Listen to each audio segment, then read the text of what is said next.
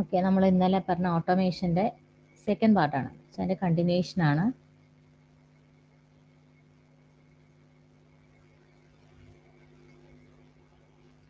ഇന്നലെ നമ്മൾ പറഞ്ഞു ഒരുപാട് കാര്യങ്ങളിൽ പറഞ്ഞുള്ള റോബോട്ടിക് സിസ്റ്റം വന്നിട്ടുണ്ടെന്ന് പറഞ്ഞു. അതിൽ റോബോട്ടിക്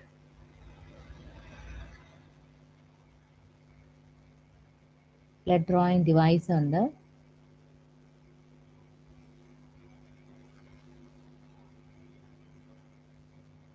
അതിൻ്റെ പേരാണ് വിറ്റെസ്ട്രോ.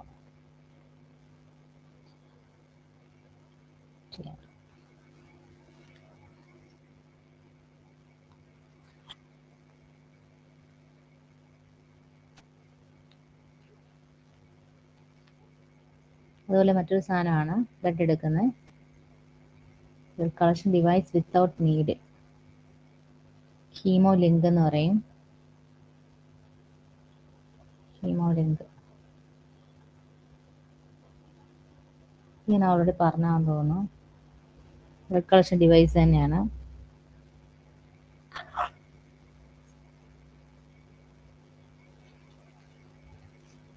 അതുപോലെ റാപ്പിഡ് സ്പെസിമെൻ ട്രാൻസ്പോർട്ടേഷൻ ആയിട്ടുള്ള സിസ്റ്റത്തിന് എന്താ പറയുന്നത്? Rapid specimen transportation system. എന്താ പറയണേ? Pneumatic tube system. തുടങ്ങി, സ്റ്റാർട്ട് ചെയ്തേ ഉള്ളൂ. Pneumatic tube system.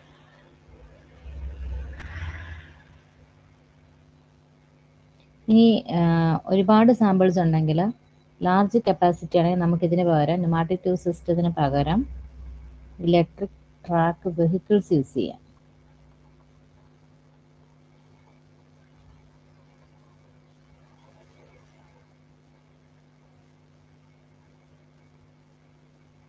just for larger carrying capacity compared to pneumatic tube system. ഇന്നലത്തെ എൻ്റെ ബാക്കിയാണല്ലോ. അതുപോലെ തന്നെ ഈ laboratory specimens inside the within the laboratory and external ലബോറട്ടറിയിലേക്ക് കൊണ്ടുപോകണമെങ്കിൽ മൊബൈൽ റോബോട്ട്സിന് യൂസ് ചെയ്യാം. within the laboratory and outside the central laboratory. Outside the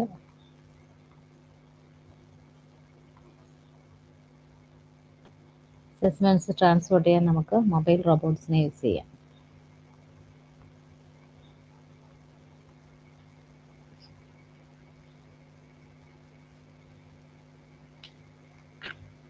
അപ്പം ട്രാൻസ്പോർട്ടേഷനുമായിട്ട് നമുക്ക് എന്തൊക്കെ കാര്യങ്ങൾ? ന്യൂവസ്റ്റ് ട്രെൻഡിങ് ഒന്ന് pneumatic tube system, electric track vehicles, mobile robots. ഇതെല്ലാം എന്തിനു വേണ്ടിയിട്ടുള്ളതാണ്? ട്രാൻസ്പോർട്ടേഷന് വേണ്ടിയിട്ടുള്ളതാണ്.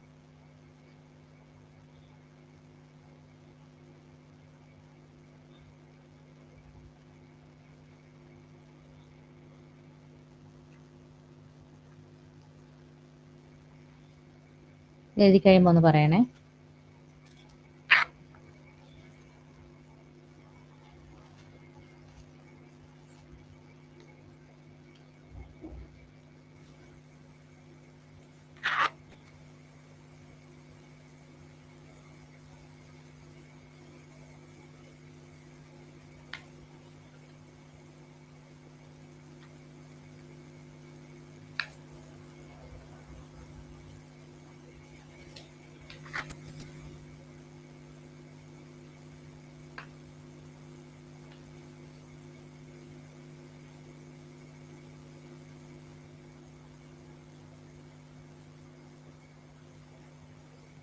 കഴിഞ്ഞോ?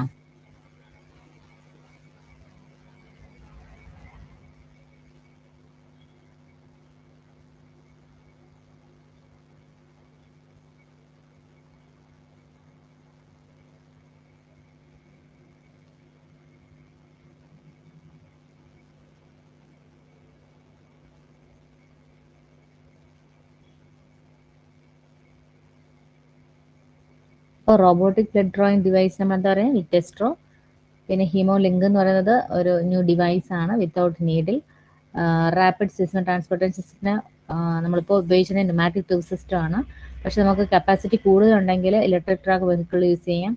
അതുപോലെ തന്നെ നമുക്ക് നമ്മുടെ ലബോറട്ടറിയിൽ നിന്ന് ഔട്ട്സൈഡ് സെൻട്രൽ ലബോറട്ടറിയിലേക്ക് സ്പെസിമെൻ സാമ്പിൾ ട്രാൻസ്പോർട്ട് ചെയ്യണമെങ്കിൽ മൊബൈൽ റോബോട്ട്സിനെ യൂസ് ചെയ്യാം. ഇനി പറയാൻ പോണത് നമ്മുടെ കണ്ടിന്യൂസ് ഫ്ലോ CFA നമ്മൾ ഇന്നലെ പറഞ്ഞതാണ്. നെക്സ്റ്റ് ഡിസ്ക്രീറ്റ് അനലൈസർ, സെൻട്രിഫ്യൂഗലും പറഞ്ഞു. നെക്സ്റ്റ് ഡിസ്ക്രീറ്റ് അനലൈസർ ആണ്.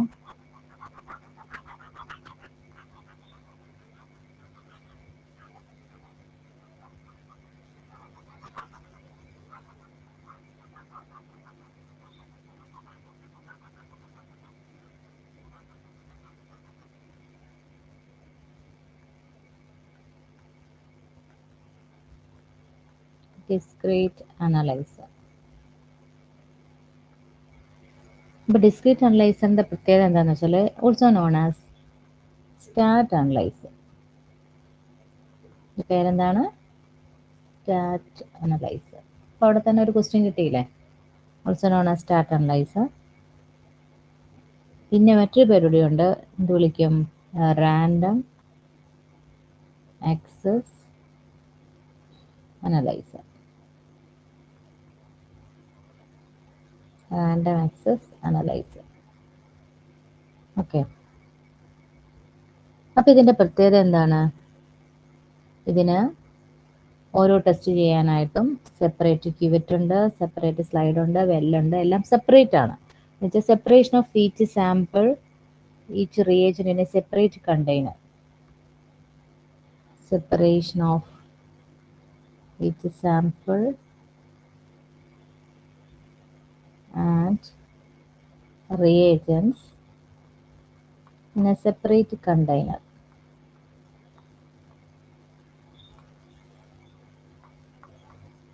പിന്നെന്താ ഇതിന്റെ പ്രത്യേകത?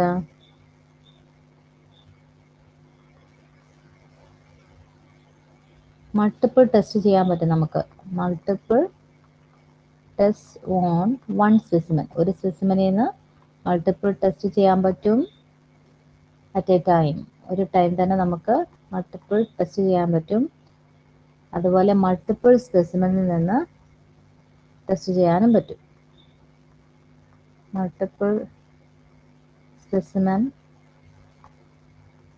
Testing at one time.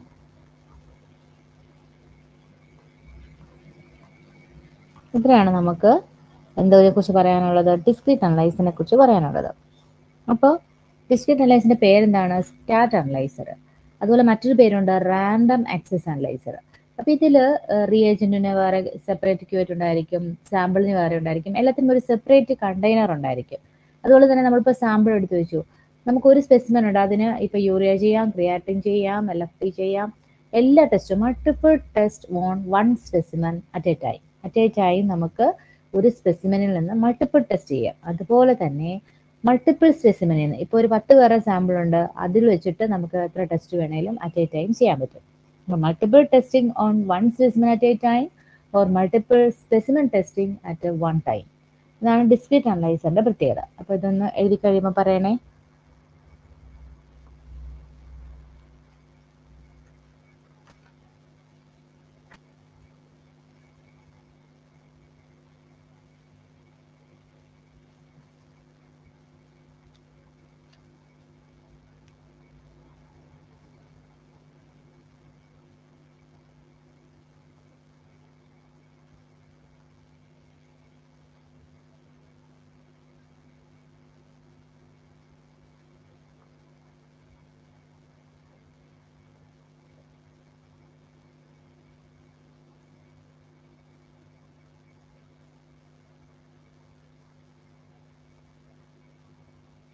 കഴിഞ്ഞോ?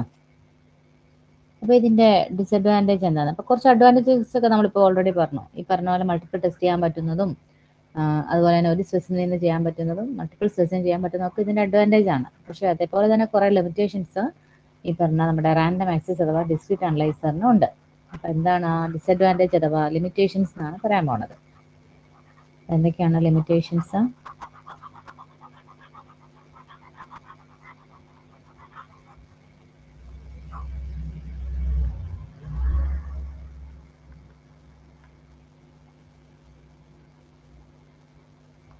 ലിമിറ്റേഷൻസ് എന്തൊക്കെയാണ്? ഒന്ന് എക്സ്പെൻസീവ് ആണ്. പറഞ്ഞൊരു ചെറിയ ആശുപത്രിയിലൊക്കെ ഓടിപ്പോയിട്ട് നമുക്ക് പറഞ്ഞ പോലെ ഡിസ്ക്രീറ്റ് അനലൈസർ മേടിക്കാനോ നടക്കുന്ന കാര്യമല്ല.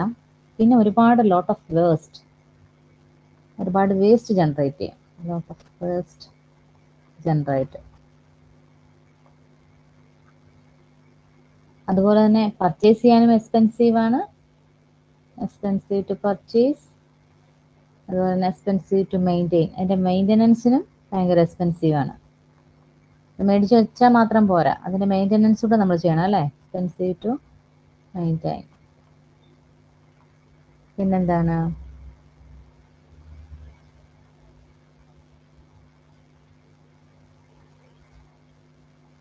ഓക്കെ, പർച്ചേസ് ചെയ്യാൻ lot of waste generated, expensive to maintain. എഴുതി കഴിഞ്ഞോ? ഇതൊക്കെ അതിൻ്റെ ലിമിറ്റേഷൻസ് ആണ്. Next try chemistry analyser. കഴിഞ്ഞോ? ലിമിറ്റേഷൻസ് ഒന്നുമില്ല, ഒരുപാട് വേസ്റ്റ് ജനറേറ്റ് ചെയ്യും. അതുപോലെ തന്നെ ഇത് വാങ്ങാനും ഒത്തിരി പൈസ വേണം.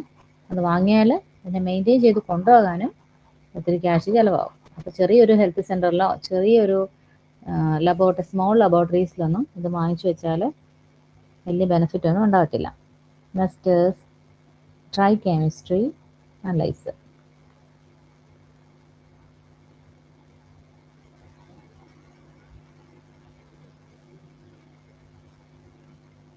ഇതിൻ്റെ പ്രത്യേകത, ഇതിന് ഏതൊക്കെ ലെയർ ഉണ്ടെന്നാണ് എപ്പോഴും ക്വസ്റ്റ്യൻ ചോദിക്കാറ്. അപ്പോൾ ഇതിനകത്ത് സെവറൽ ലെയേഴ്സ് ഉണ്ട്. എന്ന് വെച്ചാൽ ആദ്യമുള്ള layer spreading layer, next scavenger layer, reagent layer,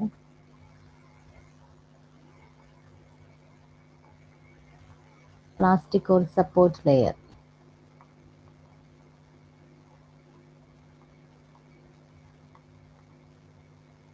ഇങ്ങനെ സെവറൽ ലെയേഴ്സ് അറേഞ്ച് ചെയ്തിട്ടുണ്ട് നമ്മുടെ ഈ പറഞ്ഞ. ഇപ്പോൾ ഇതുപോലെ നമുക്ക് പടം വരയ്ക്കാൻ വലുതായിട്ട് അറിയത്തില്ല, നിങ്ങൾക്ക് ഓൾറെഡി അറിയാവുന്ന കാര്യമാണ്. ഇങ്ങനെ അടിയിലായിട്ട് അറേഞ്ച് ചെയ്ത് കഴിഞ്ഞാൽ പല പല ലെയേഴ്സ് ഉണ്ട്. ഇതിൽ ഓരോ ലെയേഴ്സും എന്ന് പറയുന്നത് സ്പ്രെഡിങ് ലെയർ, സ്കാവഞ്ചർ ലെയർ. ആദ്യത്തെ ലെയർ എന്ന് പറയുന്നത് സ്പ്രെഡിങ് ആണ്, ദെൻ സ്കാവഞ്ചർ. ഇങ്ങനെ അടിയിലേക്ക് ഓരോ ലെയർ ആയിട്ട് പോകും. അപ്പോൾ ഇതിൽ നമ്മൾ സ്പ്രെഡിങ് ലെയർ ആണ് എന്തിനായിട്ട് യൂസ് ചെയ്യുന്നത്? For sample or control or standard ഒക്കെ വെക്കുന്നത് ഏതിലായിരിക്കും? ഈ പറഞ്ഞ സ്പ്രെഡിങ് ലെയറിലാണ് സ്റ്റാൻഡേർഡ് ഒക്കെ കീപ്പ് ചെയ്യുന്നത്. ഇതുപോലെ സ്കാവഞ്ചർ ലെയർ നമ്മൾ യൂസ് ചെയ്യുന്നത് filter, selected component to filter.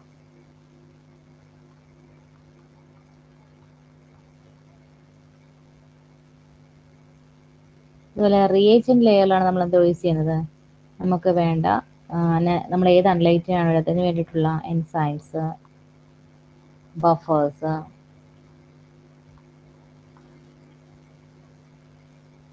അതൊക്കെ എടുക്കുന്നത് ഈ പറഞ്ഞ റിയേജന്റ് ലെയറിലായിരിക്കും.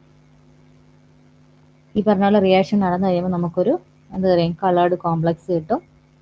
ലൈറ്റ് പാസ് ചെയ്യുന്നത് ഈ പറഞ്ഞ പോലെ ഈ സപ്പോർട്ടഡ് ലെയറിലാണ് നടക്കുന്നത്. ലൈറ്റ് പാസ് ചെയ്യുന്നത്, light passed from beneath the support layer. ഓരോ ലെയറിന്റെ ഫംഗ്ഷൻ ആണ് പറഞ്ഞിരിക്കുന്നത്. അപ്പോൾ ഇതിൻ്റെ അകത്ത് ക്വസ്റ്റ്യൻ എപ്പോഴും ചോദിച്ചിരിക്കുന്നത് ഡ്രൈ കെമിസ്ട്രി അനലൈസർ വർക്ക് ചെയ്യുന്നത് എന്തിൻ്റെ ബേസിസിലാണ്? Reflectance, photometry. പിന്നെ PSCക്ക് ചോദിച്ചിട്ടുള്ള ഒരു ക്വസ്റ്റ്യൻ എത്ര ലെയേഴ്സ് ഉണ്ട്? അപ്പോൾ ഏതെങ്കിലും ഒരു 3 ലെയറിൻ്റെ പേര്. ഇപ്പോൾ ഓൾറെഡി നമുക്കറിയാം spreading layer, scavenger layer, reagent layer, plastic support layer. ഇതല്ലാതെ ചുമ്മാ വേറെ ഏതെങ്കിലും 2 ലെയറിൻ്റെ പേര് കൂടെ തന്നിട്ട് ഇതിൽ ഏത് ലെയറാണ് ഡ്രൈ കെമിസ്ട്രി ലെയറിനുള്ളത്, അല്ലെങ്കിൽ എക്സെപ്റ്റ് ഏത് ലെയറാണെന്ന് പറഞ്ഞു തരണം. നമ്മളെ കൺഫ്യൂസ് ചെയ്യിക്കാൻ ചോദിക്കാം. അപ്പോൾ ഓൾറെഡി ഇതിന് spreading layer, scavenger, reagent layer, plastic support layer എന്നൊക്കെ പറഞ്ഞ് ഉണ്ടെന്ന് അറിഞ്ഞാലല്ലേ നമുക്ക് അതിന് ആൻസർ ചെയ്യാൻ പറ്റത്തുള്ളൂ. അപ്പോൾ അതാണ് അതിൻ്റെ പ്രത്യേകത. പിന്നെ ഇതിൻ്റെ ഒരു ലിമിറ്റേഷൻസ് എന്ന് പറയുന്നത് ഇതിന് നോ വെറ്റ് റിയേജൻസ്. ഇതിന് ഡ്രൈ കെമിസ്ട്രി എന്നാണ് ഇതിൻ്റെ പേര് തന്നെ. അപ്പോൾ തന്നെ വെറ്റ് റിയേജൻ്റ് ആവശ്യമുണ്ടോ? No wet reagents are required. Wet റിയേജൻറ്റിൻ്റെ ആവശ്യമില്ല. ഇതിന് നോ പിപ്പറ്റിംഗ് സ്റ്റെപ്സ്, പിപ്പറ്റിംഗ് സ്റ്റെപ്സിൻ്റെ ആവശ്യമില്ല. No pipetting steps. ഇത് എഴുതി കഴിഞ്ഞാൽ ഒന്ന് എനിക്ക് ഇങ്ങോട്ട് പുറത്തേക്ക് എഴുതാമായിരുന്നു.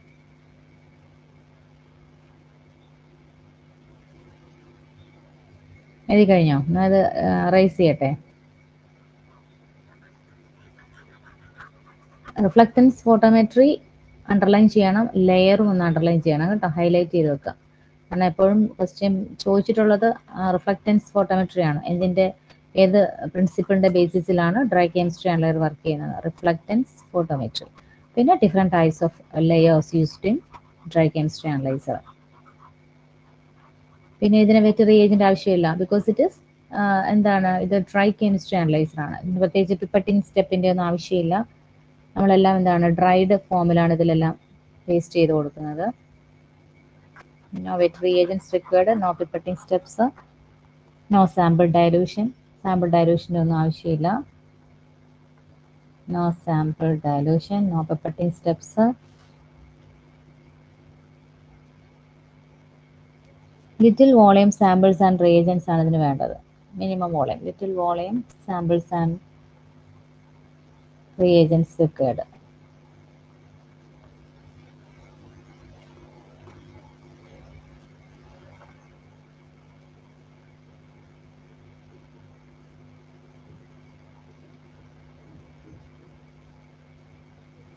ഇതൊരു ലിമിറ്റേഷൻ എന്താണ്?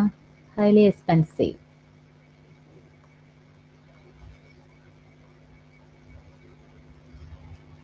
വേറെ കുഴപ്പമൊന്നുമില്ല.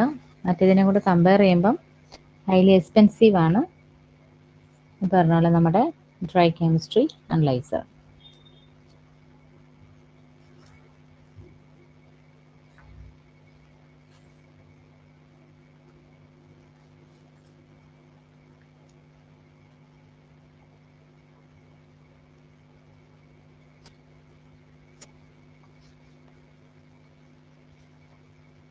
എല്ലാ ക്ലാസിഫിക്കേഷനും പറഞ്ഞു. അത് എഴുതി കഴിയുമ്പോൾ ഒന്ന് പറയണേ.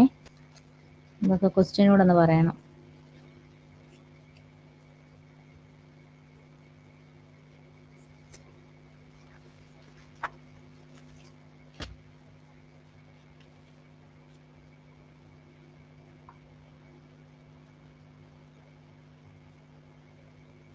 ഇപ്പം നമ്മളിപ്പോൾ രണ്ടെണ്ണം പഠിച്ചത്, റാൻഡം ആക്സസ് അനലൈസറും പിന്നെ ഏതാണ് ഡ്രൈ കെമിസ്ട്രി അനലൈസറും പറഞ്ഞു. അപ്പോൾ ഇതിൽ auto dilution is available in, question ആണ്, auto dilution is available in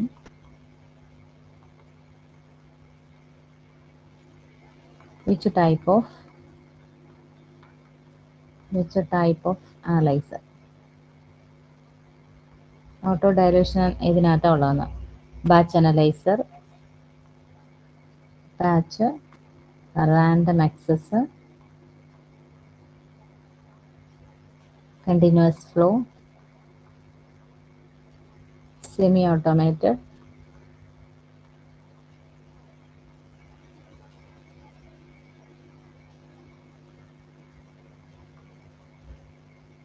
ഏതിലാണ് ഓട്ടോ ഡയലൂഷൻ അവൈലബിൾ ആയിട്ടുള്ളത്? Batch analyser, random access, continuous flow, semi automated. ABCD എടുത്തോ, ഏതായിരിക്കും നിങ്ങൾക്ക് ഏതാ തോന്നുന്ന? Random access.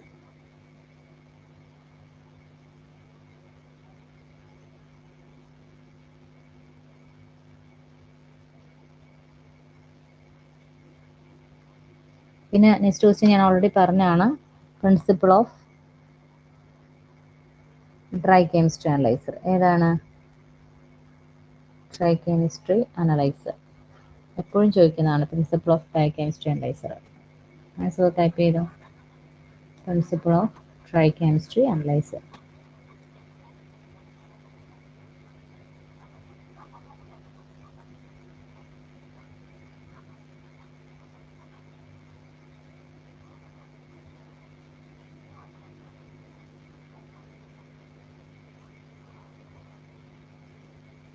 Principle of dry chemistry analyser ഏതാണ്?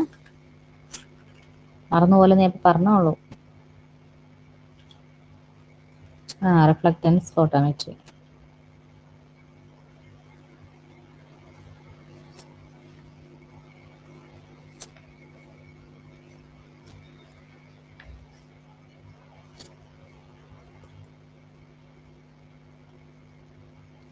ഇന്നലെ ഞാൻ പറഞ്ഞാണോ ന്യൂമാറ്റിക് ട്യൂബ് സിസ്റ്റം എന്തിനാണ് യൂസ് ചെയ്യുന്നത്? അങ്ങനെ സാമ്പിൾ ട്രാൻസ്പോർട്ട്, അതൊക്കെ ഓൾറെഡി ഇന്നലെ പറഞ്ഞാന്ന് തോന്നുന്നു. പിന്നെ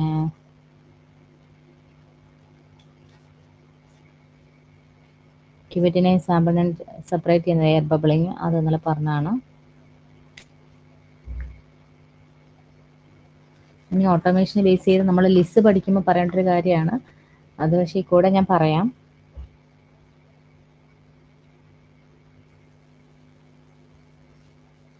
റോബോട്ടിക് സിസ്റ്റം ഇൻട്രൊഡ്യൂസ് ചെയ്യുമ്പോൾ നമുക്ക് നിങ്ങൾ എഴുതണമെന്നില്ല, നമുക്ക് മനസ്സിലാക്കാവുന്ന കാര്യമുള്ളൂ. ഒരു പ്രീ അനലിറ്റിക്കൽ ലബോറട്ടറിയിൽ നമ്മൾ റോബോട്ടിക് സിസ്റ്റം ഇൻട്രൊഡ്യൂസ് ചെയ്യുന്നത് നമുക്ക് എന്ത് എററാണ് കുറയ്ക്കാൻ പറ്റുന്നത്, ബെനിഫിറ്റ് എന്താണെന്ന്. Enhancing reagent sensitivity, improving specimen identification, manual pipetting errors കുറയ്ക്കാൻ പറ്റും, ആന്റിബോഡീസ് റെസിസിറ്റി കൂട്ടാൻ പറ്റും. പ്രീ അനലിറ്റിക്കൽ എന്ന് പറഞ്ഞതുകൊണ്ട് തന്നെ നമുക്കറിയാൻ പറ്റും എന്താണ്, നമ്മൾ അനാലിസിസ് തുടങ്ങിയില്ല, അനാലിസിസിന് മുന്നേ വരുന്ന സംഭവം എന്താണ്, നമ്മൾ ചെയ്യാൻ തുടങ്ങുന്നതിന് മുന്നേ ഉള്ള സംഭവം എന്താണ്, പിപ്പറ്റിംഗ് ആണ് വരുന്നത്. അപ്പോൾ അത് നമുക്ക് മാനുവൽ പിപ്പറ്റിംഗ് എറേഴ്സിന്റെ കാര്യത്തിലാണ് നമ്മൾ അനലൈസ് ചെയ്യാൻ തുടങ്ങി. പക്ഷെ അതിനകത്ത് ഒരു പ്രശ്നം കൂടെ വരുന്നുണ്ട്. ചില ക്വസ്റ്റ്യൻസ് നമുക്ക് ഡിലീഷനായി പോകുന്നതിന്റെ ഒരു പ്രീവിയസ് ക്വസ്റ്റ്യൻ്റെതാണ്. കാരണം ഓൾറെഡി സ്പെസിമെൻ ഐഡന്റിഫിക്കേഷനും ഇതിനകത്താണ് വരുന്നത്, പ്രീ അനലിറ്റിക്കിനകത്ത് തന്നെ. അപ്പോൾ അവിടെ രണ്ട് ഓപ്ഷനും കറക്റ്റ് ആണ്.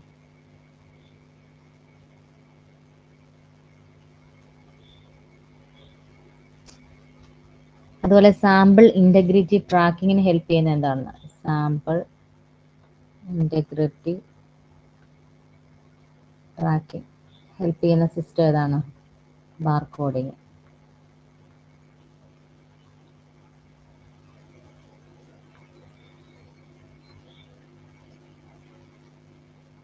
നമ്മളൊരു പരീക്ഷയ്ക്ക് പോകുമ്പോൾ PSC പരീക്ഷയിൽ കുറെ ക്വസ്റ്റ്യൻ ആണ്, നമ്മൾ അയ്യോ അതാണോ ഇതാണോ തെറ്റിപ്പോയി അങ്ങനെയുള്ളതൊക്കെ ഡിലീഷനായി പൊക്കോളും. നമുക്ക് എന്താണ് ശരിയെന്ന് തോന്നുന്നത് അത് തന്നെ ആൻസർ ചെയ്താൽ മതി.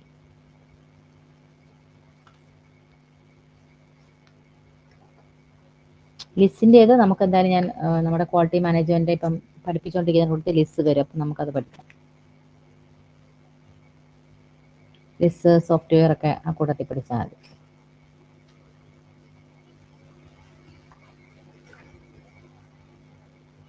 അതുപോലെ പ്രോബിന്റെ ഫംഗ്ഷൻ എന്താണെന്ന്, ഒരു ഓട്ടോമേറ്റഡ് മെഷീൻ അനലൈസറിനകത്ത് പ്രോബിന്റെ ഫംഗ്ഷൻ എന്താണ്? പിപ്പറ്റിങ്. അങ്ങനത്തെ സിമ്പിൾ ചോദ്യങ്ങളൊക്കെ ചിലപ്പോൾ ചോദിച്ചോളെ.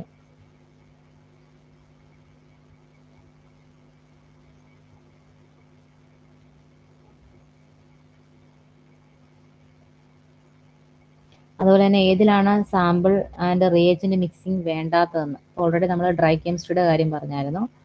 നോട്ട് റിക്വയർ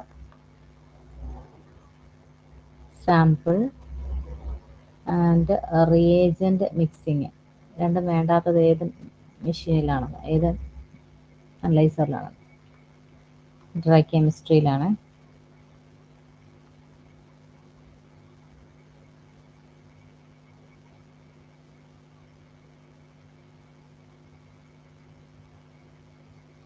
അപ്പോൾ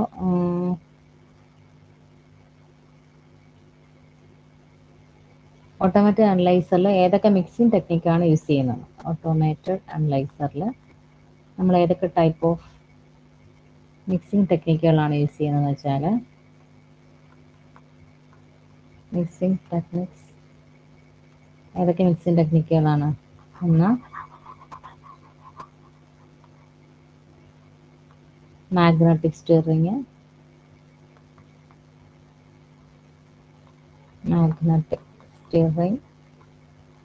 രണ്ട് ലാറ്ററൽ ഡിസ്പ്ലേസ്മെന്റ്,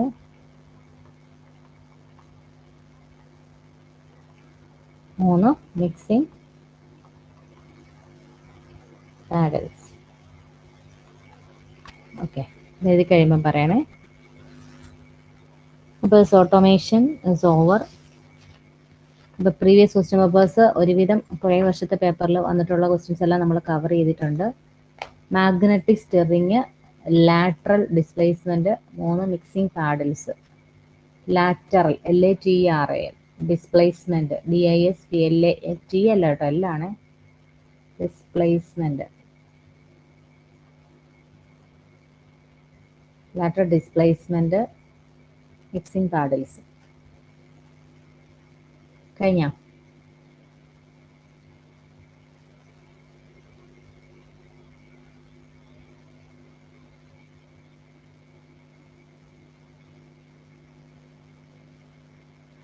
ഓക്കെ. ഇതിൽ ഇനി നിങ്ങൾ കട്ട് ചെയ്യാനും സ്കിപ്പ് ചെയ്യാനും ഒന്നും പോകരുത്. നിങ്ങൾക്ക് ഒരു ഏകദേശം ഒരു ഐഡിയ തന്നിട്ടുണ്ട്.